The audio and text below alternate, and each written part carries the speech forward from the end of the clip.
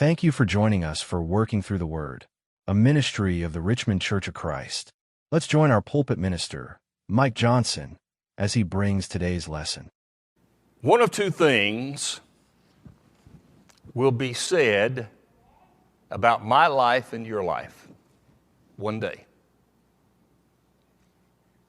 Either you and I will say, while here, thy will be done. Or, at the end of time, God will say, thy will be done. Imagine hell.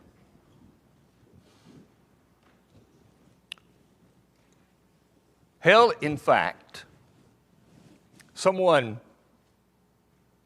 I believe it was Ralph this morning talked to me about that. He made a great point. If hell is a place where the people who are there have received everything they worked for in this life, meaning self-righteousness, selfishness, and that is the result,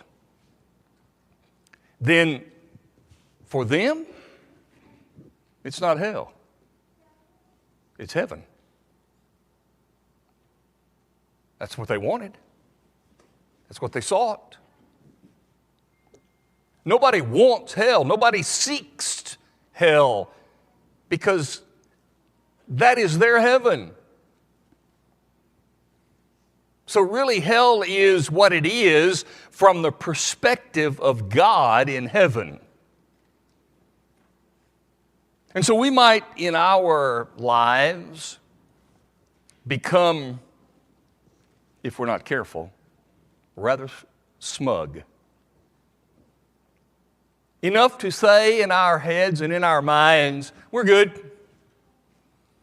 We don't even need to think about hell, because that has nothing to do with us, but those other people over there.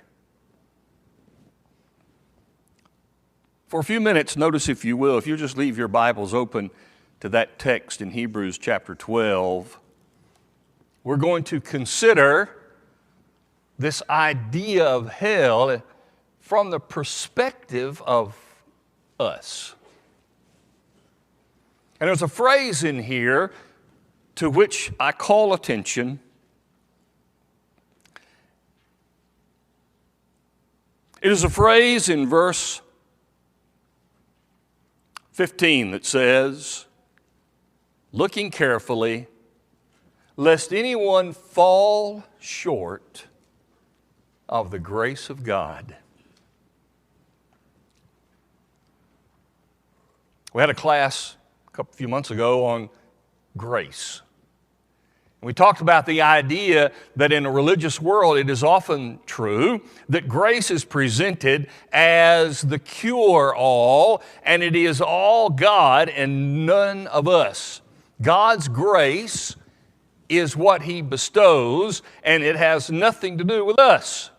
And the extreme versions of that in Calvinistic thinking would say, you're born lost, and if God chooses to save you, He'll do it, and you have nothing to do with it. And if God chooses for you to be lost, He'll do it, and you have nothing to do with it. That's the grace of God. If that's true, then why would the Hebrew writer instruct us to watch out so that we don't fall short? Now, this idea of falling short, what does it mean to fall short? Well, the word that is used there gives us some examples, places where it is used, so that we understand what it means to fall short. In the story of the prodigal son, in Luke chapter 15, when he ended up there in that foreign country, destitute, he's sitting at the pig trough, wanting to eat what they were eating, and the text says, and he began to be in want. To fall short means I don't have what I really want. So I fall short when I don't have what I need. Number two, it's used in John chapter 2 when Jesus was involved in the miracle of turning the water into wine. And he had to do that because in that wedding feast, it says they ran out of the wine. We fall short when we run out, when we've overspent, when we've gone too far. We've run out. It means we've fallen short. It also means, in Matthew chapter 10, in Mark chapter 10 that is, where the rich young ruler wanted Jesus to give him some information. And the rich young ruler said, all these that you've told me to do, these commandments, I've done them. What do I lack? We fall short when we don't do all that we're supposed to do. So in the concept of falling short, when I don't take everything I need, I've fallen short. And when I run out, I've fallen short. And when I look at the situation and I say, what do I still lack? I'm saying I've not done all that I need to do. And in those ways, I've fallen short. So the next thing we need to ask is, falling short of what? Romans 3 and verse 23, for all have sinned and have fallen short of the glory of God.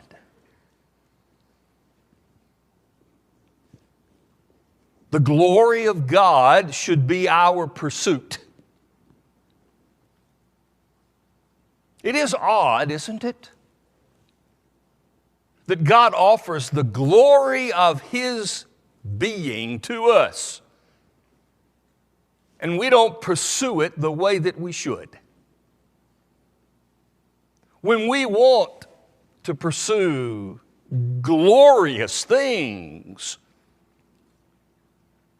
we fall short when we don't pursue, when we don't have the glory of God. Hebrews 4, verse 1, we fall short of the presence of God. The Hebrew writer would say, beware, lest any of you fall short of the rest. He talked about the Israelites. They came to the promised land and they didn't go in. That was their resting place after being in Egypt. But because they rebelled, they went back into the wilderness for 40 years, and they were not at rest. They missed it. And the Hebrew writer said, you beware, lest you fall short of that rest. When he would say in our text of Hebrews 12, I don't want you to fall short of the grace of God. He is saying, don't you miss His glory. Don't you miss His presence. I can't even imagine what it's going to be like to be in the presence of the glory of God.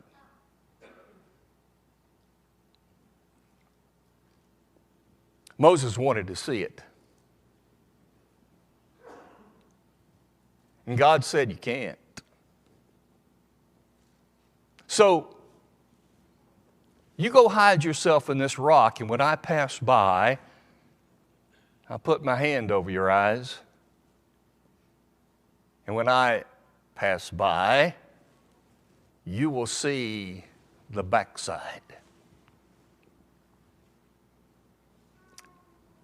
You remember the movie Raiders of the Lost Ark? You remember that scene where the Germans are there and they're going to open that ark now. And the minute they did, glory just shot through every one of them and destroyed them. Now, that's a representation, maybe, of what it would be like for a human in physical form to face the presence of the glory of God. And yet that's exactly what the Hebrew writer is saying to us. I don't want you to miss it. It may very well be. There is some debate in religious circles about hell. There is always the debate in religious things about whether they're true or not. That's understandable. But then there is the debate about what is hell. And there are three views that I've come across. One view says that hell simply is a place that burns out all the impurities, and then you get to go to heaven. Another view says hell is a place where you're in that fire and eventually it burns you up and you cease to exist. And a third view says it is a place of eternal punishment, meaning not eternal because you've been annihilated, never to come back to life, but rather eternal, meaning eternally suffering. Now, I just don't care to get involved in that discussion deeply. One, it certainly is not true that hell burns out the impurities and then you go to heaven. That's absolutely foreign to Scripture. And the other two, I'm just not going to worry about them because here's the point. We can either have a debate about whether hell annihilates those who are there, or whether they are there continually in punishment, or we can simply concentrate on the glory of God in His presence.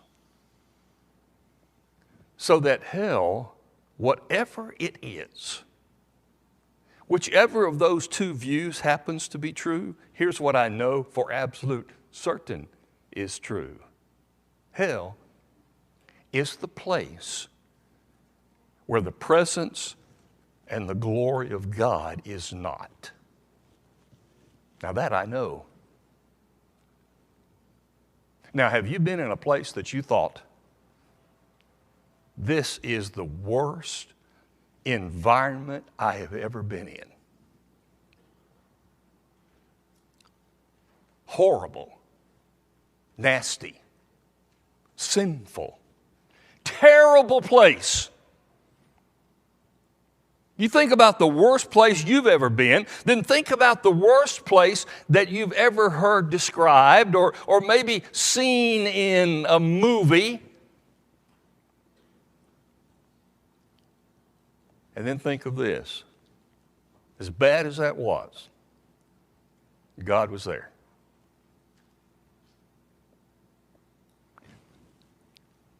But hell's real problem is that God is not there.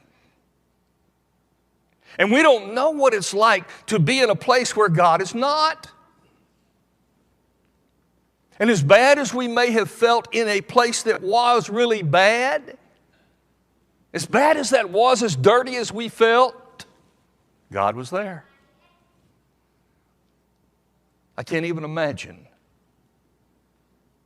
what would be the feeling of a place where God has removed His presence. I don't want you to fall short of that. So the writer says, okay, I'm going to tell you how to avoid it. How do you avoid doing that? I want you to notice what he's saying. He's writing to faithful Christians, and he's saying there is the possibility that you could be there. Don't you be arrogant and conceited and all smug in your self-righteousness. You need to know that it's possible. Therefore, you better stay alert. So what does he say? What is he telling us that we have to do? How are we going to avoid being there? Notice two things in verses 12 and 13. Number one, he says, you better do your gym work. Now, when I say gym work, it's a term simply to describe you better work on strengthening yourself. You better work on it.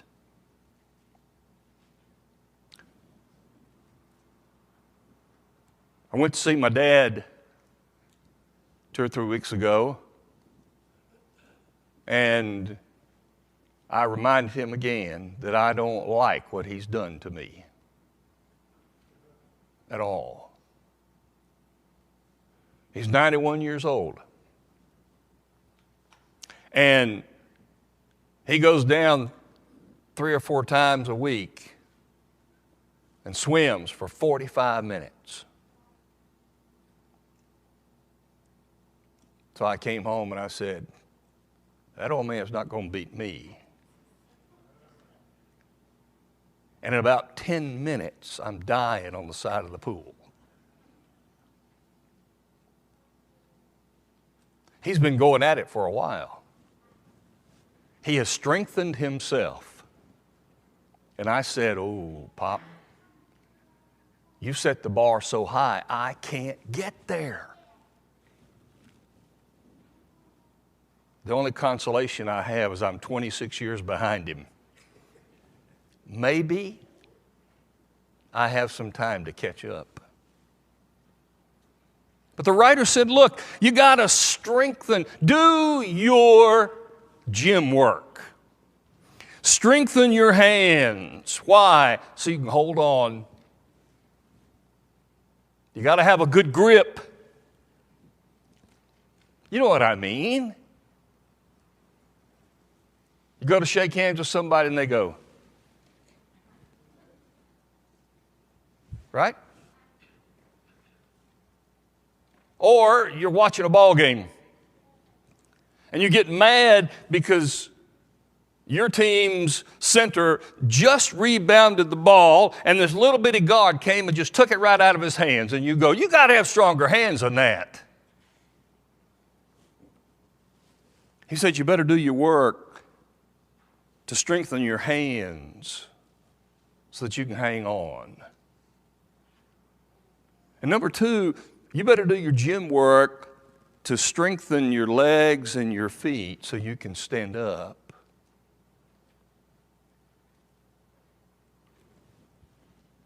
They say, right, as you get older, you better make sure your base is good. You better work on those legs, because you don't want to get to a position where your legs don't work anymore. The rest of you might be pretty good, but if you can't get around, you're going to fall apart quickly. Isn't that true in Christianity? Isn't that true with God? If you don't want even to the possibility and the danger of hell, he said you better do your gym work. But then he says, number 2, you better do your road work. Make straight paths for your feet, so that what is lame may not be dislocated. Now he's admitting that we are not perfect people. We have some imperfections. We're a little bit lame, if you will. But he doesn't want to be dislocated. You ever had your ankle sprung? Austin and I went to the UK-Tennessee football game many years ago. And when we did our normal routine, you refuse to pay to park. But if you refuse to pay to park, you're going to walk a long way. And so we're parked a long way away. And we decided we need to get there. So we began to run.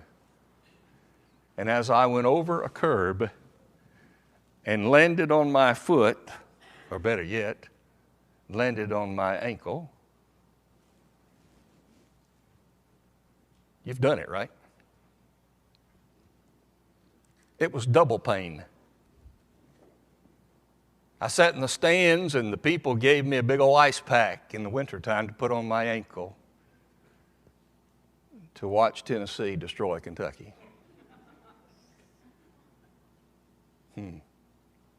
But you know what it's like to dislocate, to turn your ankle. What's he saying? You've got to have a good path to walk on. What is your path? If you want to make sure that you're not a candidate for hell, he says you better do the gym work, you better do the road work. You got to get stronger. So how is it that Christians might, in fact, be in the place they don't want to be? He goes on to say, here's how. Here are the things that he gives, starting in verse 14. He said, if you do stop doing some things, and you don't stop other things, it's possible. Now I want you to read these verses with me, having in mind our participation in the Richmond church. Number one, you better, if you're going to fall short of the grace of God, and you might have to imagine hell if you stop short of pursuing peace. We could probably spend an entire lesson just talking about what does it mean for every member of the Richmond church to pursue peace with one another. What does it mean? Well, how about this? If you have a problem with someone, you go to the someone, not to the someone else. You ever thought about that? Doesn't that pursue peace? Do we pursue peace when we say, I don't want to damage you by my freedom, therefore I'm going to back off? Do we pursue peace when we say, I would like to have discussions with you about things? We may disagree, but we're in unity. Isn't that pursuing peace? So if Christians don't do that, they might be able to imagine hell one day. Number two, and you better not stop pursuing holiness.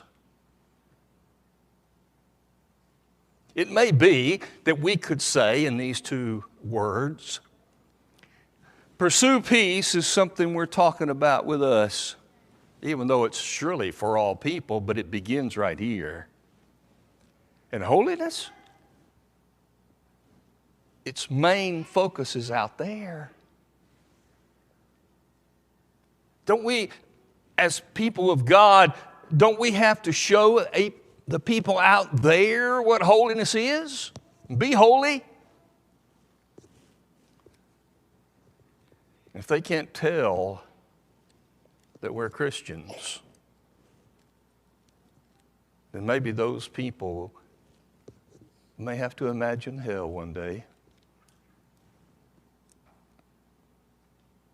Or how about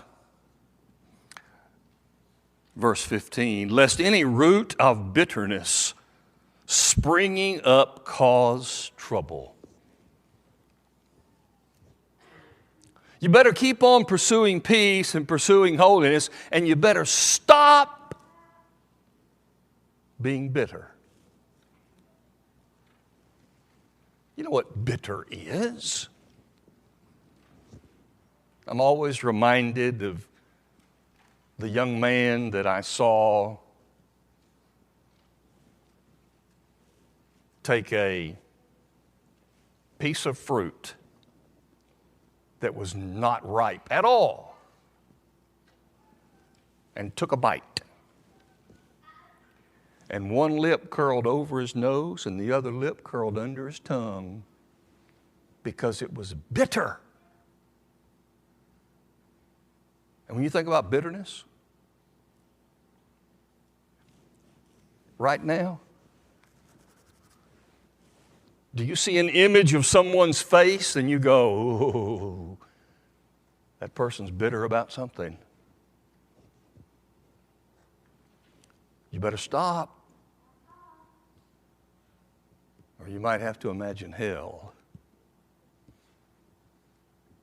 And the final thing, he talks about Esau.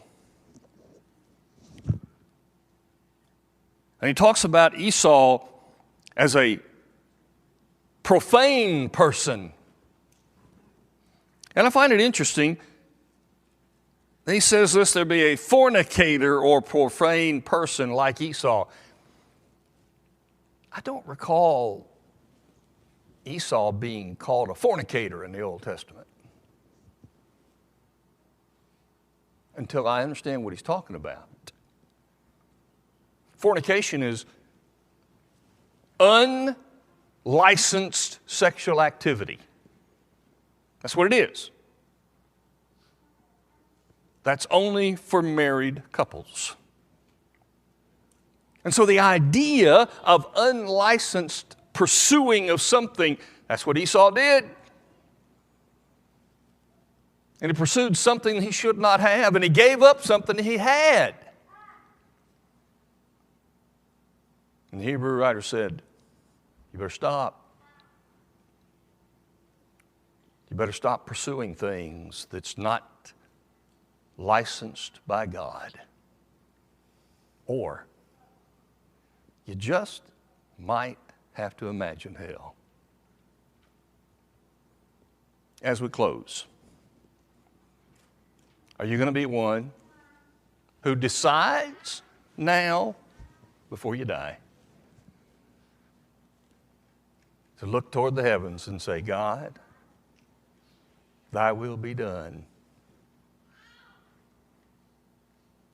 Or is any one of us going to be forced to hear God say, thy will be done? You're going to get what you pursued one way or the other. If you pursue heaven, we will be rewarded. But if we don't pursue heaven, we will get what we did pursue. Imagine hell. Can we help you tonight? We're here, ready, available to help anyone while we stand and sing together. We hope that you enjoyed today's broadcast, brought to you by the Richmond Church of Christ.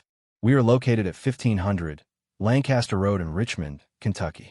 We meet at 9 a.m. each Sunday morning for Bible class, followed by our morning worship service held at 10 a.m. Our Sunday evening service is held at 6 p.m. Our midweek Bible study is held on Wednesday at 7 p.m. We have Bible classes available for all ages on Sunday mornings and Wednesday evenings. If you are in the area, we would love to have you as our honored guest. If you're looking for a home church, we would love to make you part of our family here in Richmond. We hope this has been a blessing to you. and pray that you have been strengthened and encouraged. Have a blessed day.